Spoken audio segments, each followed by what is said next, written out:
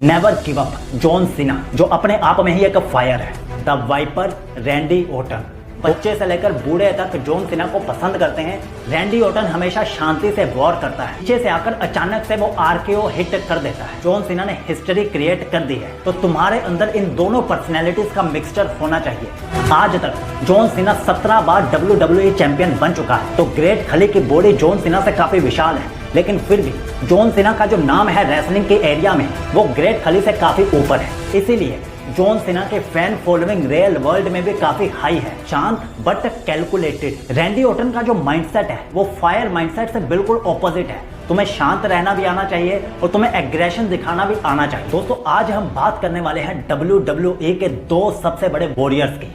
और आपको पता है, हमारी वीडियो में आपको सेल्फ इंप्रूवमेंट का टच जरूर मिलेगा। पहला वॉरियर है एक ऐसा फाइटर जिसने दुनिया को एक ऐसा स्लोगन दिया जो आई एम श्योर आप भी जरूर यूज करते होंगे। Never give up John Cena, जो अपने आप में ही एक फायर है।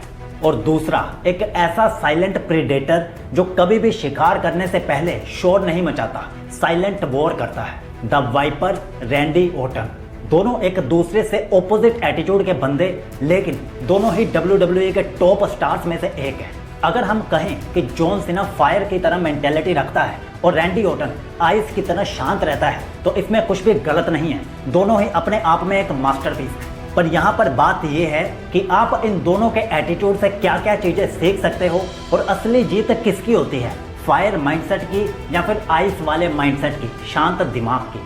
अगर तुम जिंदगी में कुछ बहुत बड़ा करना चाहते हो, तो तुम्हारे अंदर इन दोनों पर्सनैलिटीज का मिक्सचर होना चाहिए। तुम्हें शांत रहना भी आना चाहिए और तुम्हें एग्रेशन दिखाना भी आना चाहिए। सोच कर देखो, तुम रैंडी ओर्टन की तरह हर सिचुएशन में अपने माइंड को शांत रखोगे, स्टिल जरूरत पड़ने पर तुम जॉन सीना की तरह अटैक करने वाला एटीट्यूड भी अपने अंदर बिल्ड कर लोगे। तुम जब इन दोनों का मिक्सचर बनोगे, तो सोचो तुम्हारा एटीट्यूड किस लेवल पर होगा। ये सिर्फ एक WWE की कहानी नहीं है, ये तुम्हारी लाइफ की स्ट्रेटजी भी बन सकती है, जिससे तुम लाइफ में काफी ग्रो कर सकते हो और एक लीजेंड बन सकते हो। तो चलिए अब सबसे पहले बात करते हैं लीजेंड जॉन सीना की। जॉन सीना को सबसे ज्यादा नेवर गिव अप वाले एटीट्यूड की वजह से जाना जाता है। उसका एटीट्यूड ही ऐसा है कि वो अपनी मेंटेलिटी को हमेशा नेवर गिव अप के जोन में रखता है। वो कभी भी गिव नहीं, और उसकी विल पावर की वजह से ही वो WWE के टॉप स्टार्स में से एक है और आज इतना फेमस है। और यही वो यूनिक माइंडसेट है जो जॉन सीना को बाकी सभी रेसलर से अलग करता है। क्योंकि सोच कर देखो, अच्छी बॉडी तो बाकी रेसलर्स के पास भी है, विशाल बॉडी है। जैसे अगर एग्जांपल लें तो ग्रेट खली की बॉडी जॉन सीना से काफी विशाल है, लेकिन फिर भी जॉन सीना का जो नाम है रेसलिंग के एरिया में, वो ग्रेट खली से काफी ऊपर है।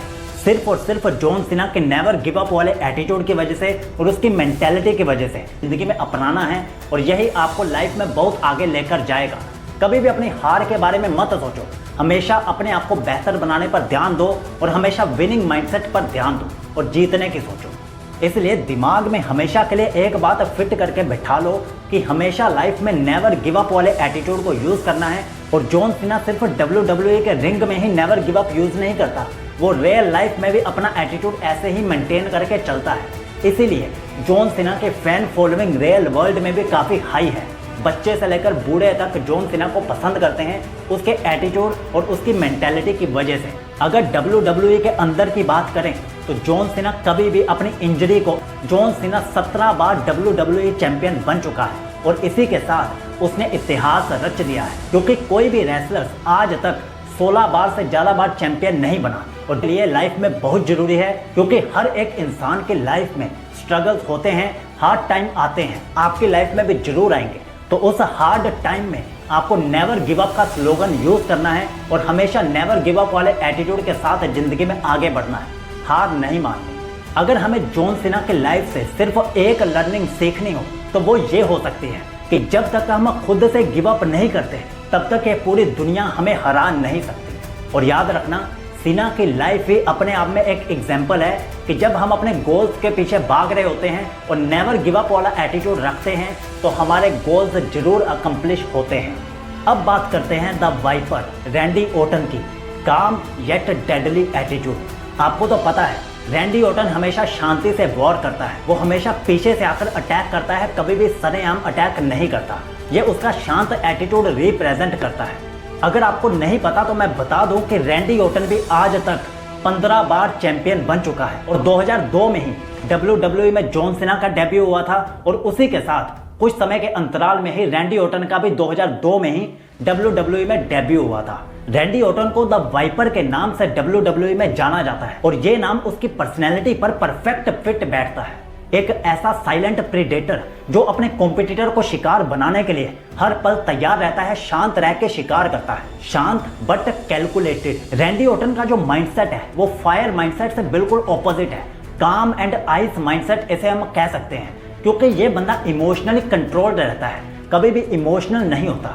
ये अपनी स्ट्रेटजी पर फोकस रखता है और कभी भी अपने प्लान को डिस्ट्रॉय होने नहीं देता, शांति से अपना वार करता है और जीत कर ही वापस आता है। ऑर्टन का ये काम नेचर उसकी स्ट्रेंथ है, यही उसे इमोशनली स्ट्रॉन्ग बनने में मदद करता है और वो अपने ओपोनेंट को शांति से हरा पाता है और इसीलिए वो अपने ओपोनेंट्स पर सरप्राइज अटैक करता है, पीछे से आकर अचानक से वो RKO हिट कर देता है। और अगर हम बात करें कि WWE में सबसे बेस्ट मूव कौन सी है, तो एक वो ब्रोक लेसनर की F5 है और दूसरे नंबर पर रैंडी ऑर्टन की RKO है।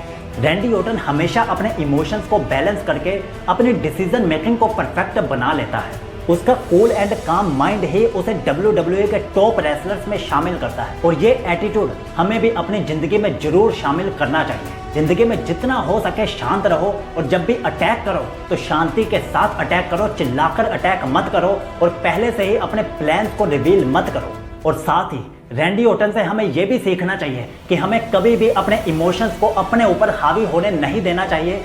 हमें अपना पूरा कंट्रोल रखना चाहिए अपने इमोशंस पर और अपने इमोशंस को अपने कंट्रोल में रखना चाहिए, क्योंकि लाइफ में हर एक डिसीजन को शांति से बैठकर लॉजिकली लेने से वो डिसीजन कभी भी गलत साबित नहीं होता। और लॉन्ग टर्म सक्सेस के लिए हमें हर कदम को सोच समझ कर ही स्टेप बाय स्टेप ही प्लान करना चाहिए और शांति के साथ ही एग्जीक्यूट करना चाहिए। ये हमें रैंडी ऑर्टन से सीखना चाहिए। तो रैंडी ऑर्टन की लाइफ से अगर हमें सिर्फ एक लेसन सीखना हो तो वो ये हो सकता है कि हमें अपनी ज़िंदगी में हमेशा शांत रहकर चीज़ों को पहले से प्लान करके एग्जीक्यूट करना चाहिए। इससे हमारे प्लान हमेशा सफल होते हैं। और याद रखो, रैंडी ऑर्टन का काम और कैलकुलेटेड अप्रोच, उसकी इमोशनल स्टेबिलिटी ये साबित करती है कि ज़िंदगी में शांत रहकर हम ज़िंदगी में कुछ भी अचीव कर सकते हैं। इसीलिए रैंडी ऑर्टन 2002 से आज 2025 है, अब तक टिका हुआ है और 15 बार चैंपियन रह चुका है और अब शायद 16वीं बार वो बन जाएगा जॉन सीना को बीट करके। तो दोस्तों, अब आप नीचे कमेंट करके जरूर बताओ कि आप अपनी जिंदगी में कौन सा माइंडसेट अडॉप्ट करने वाले हो, फायर माइंडसेट या फिर आइस माइंडसेट, या फिर इन दोनों को मिक्स करके आप अपने एटीट्यूड को लेजेंडरी बनाने वाले हो। मतलब फायर माइंडसेट भी और आइस माइंडसेट भी, अटैक वाला माइंडसेट भी और शांत वाला माइंडसेट भी, दोनों को मिक्स करके आप एक लेजेंडरी एटीट्यूड बिल्ड करने वाले हो। नीचे कमेंट में यस लिखकर जरूर बता दें।